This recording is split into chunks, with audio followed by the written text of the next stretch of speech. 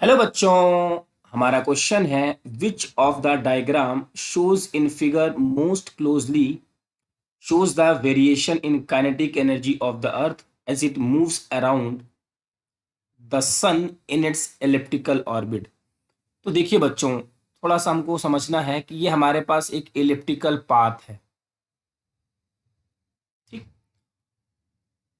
और जैसा कि हम जानते हैं, हमारा जो सन होता है वो कुछ किसी एक फोकाई पे होता है। ये होता है फोकाई इस इलिप्टिकल पाथ का, जिसे हम फोकस भी कहते हैं। चाहे ये पोजीशन हो सकती है, चाहे ये। और हमारा अर्थ जो है बच्चों, यहाँ पे रिवॉल्व होता रहता है, ऐसे करके रिवॉल्व होगा। ठीक। अगर हम इसको ऑब्जर्व करेंगे तो सन से अर्थ की दूरी कभी सबसे पास होती है, फिर कभी सबसे दूर होती है, फिर ऐसे करके वेरी कर रही है। अगर ये वेरी कर रही है तो इसकी बीच में लगने वाला ग्रेविटेशनल फोर्स क्या करेगा? वेरी करेगा, क्योंकि ग्रेविटेशनल फोर्स का फॉर्मूला होता है G m1m2/r²। डिस्टेंस चेंज हो रही है।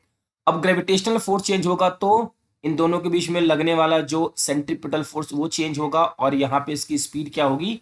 चेंज होगी। Means speed of earth is variable. Speed of earth is variable बच्चों, कांस्टेंट नहीं होती है। तो यहाँ पे देखिए क्या है, काइनेटिक एनर्जी का फॉर्मूला होता है ½ mv²। तो बच्चों अगर ये चीज वेरिएबल है तो काइनेटिक एनर्जी भी वेरिएबल होना चाहिए, और ये तो कांस्टेंट दिखा रहा है, मीन्स ये ऑप्शन नहीं होगा। इसको देखेंगे तो काइनेटिक एनर्जी मैक्सिमम हुआ, फिर मैक्सिमम होके जीरो हो रहा है। स्पीड तो अर्थ की कभी रुकती ही नहीं है, तो ये वाला तो जीरो पॉसिबल ही नहीं है। इसमें देखिए क्या हो रहा है कि स्पीड बढ़ी, फिर घटने के बाद जीरो हो रही है, और फिर वापस फिर इंक्रीज हो रही है। अर्थ की स्पीड बच्चों कभी जीरो नहीं होती है, ये ऑप्शन भी नहीं होगा।